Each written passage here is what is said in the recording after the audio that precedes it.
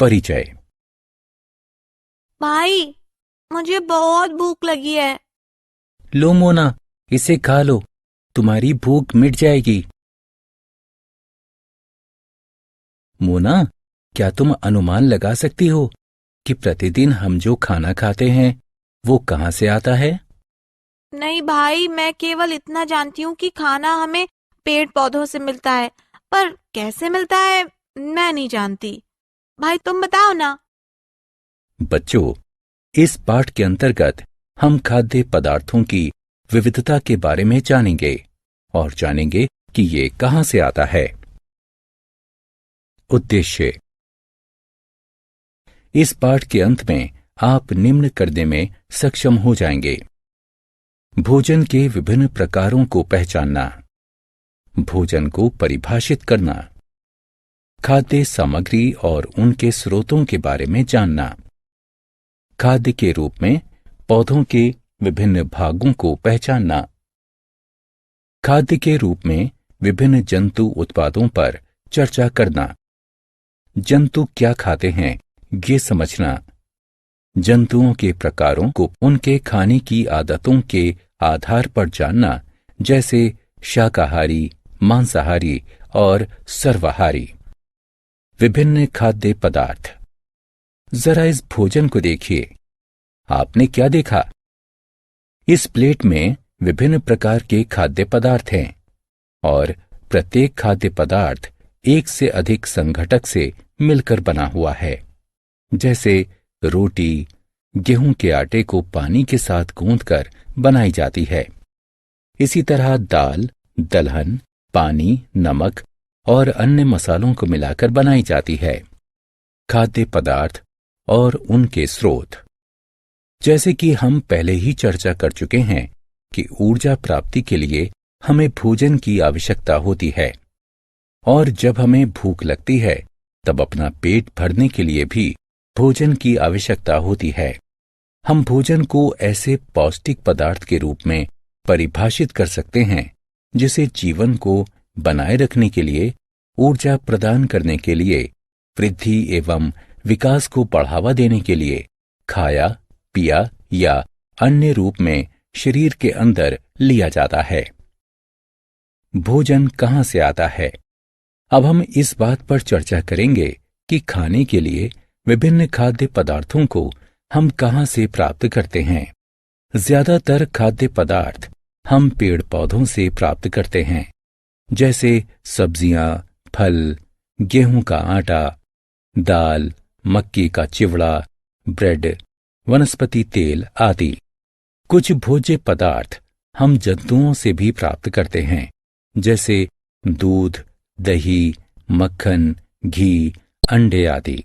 मछली, चिकन, गोमांस यानी बीफ, सुअर का मांस यानी पोर्क आदि भी जंतुओं से प्राप्त किया जाता है। भोजन के रूप में पौधे के भाग और जंतु उत्पाद। हम जानते हैं कि अधिकांश भोजन हमें पौधों से ही प्राप्त होता है। पौधों के विभिन्न भाग हमें अलग अलग प्रकार के खाद्य पदार्थ देते हैं। हम पालक, सरसों, फेनुग्रीक, सलाद आदि की पत्तियां खाते हैं। बहुत से पौधों के फल और सब्जियों के रूप में खाए जाते हैं। बीजों को अनाज, मसाले, अंकुरित दालों के रूप में और वनस्पति तेल निकालने के लिए इस्तेमाल किया जाता है। कुछ पौधों के तने और जड़ों को भी सब्जियों के रूप में इस्तेमाल किया जाता है। आत्म मूल्यांकन। निम्नलिखित का मिलान करें।